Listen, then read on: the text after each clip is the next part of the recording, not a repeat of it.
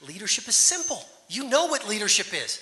It's about making the time to create a space for your ideas to flow in a world where most of us make no time to think. So you get into what neurobiologists call the alpha state, which is the realm of genius that exists in every one of the 1,600 brains in this room. Please do not be hypnotized and think that geniuses are somehow different from you. You have access to the realm of genius. It's called alpha state. But it doesn't happen when you're under stress. It doesn't happen when you're checking your Facebook feed. It doesn't happen when you're watching the news. It happens when you go out on the safari. It happens when you take a bath. It happens when you are alone. It happens when you're writing in your journal. I guess what I'm suggesting to you is leadership is simple. It's about ideas. It's about execution. It's about team building. It's about innovating every day. No master, no Picasso, no Steve Jobs, no Richard Branson, no Roger Federer, no Mozart, no Da Vinci, no Lady Gaga ever did it for the money. They did it for the love.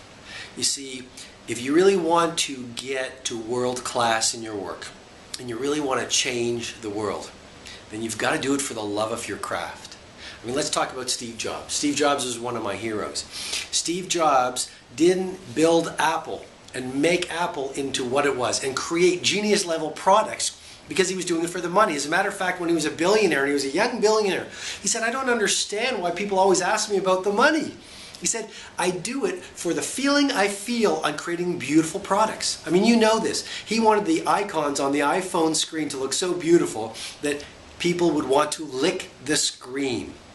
He didn't do it for the money, he did it for the love. He was a craftsman. He loved beauty. He loved design. He loved simplicity. He wanted to achieve great things and he wanted to change the world.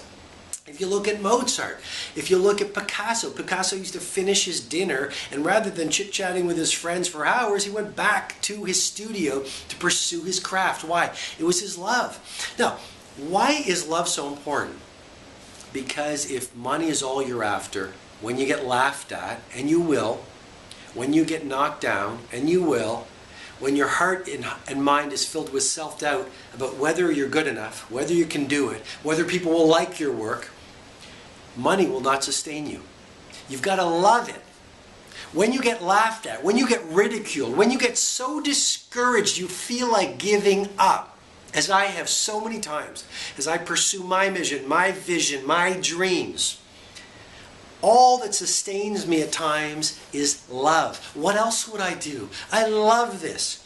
I love writing. I love sharing ideas and helping you remember that you're a genius. I love getting on a platform and practicing my craft and trying to connect with the audience and inspire them and help them release mediocrity and pursue mastery and believe in themselves. I love chasing this idea that the job of a leader is to grow more leaders, and if you're not inspiring leaders and growing more leaders, then you're following, you're not leading.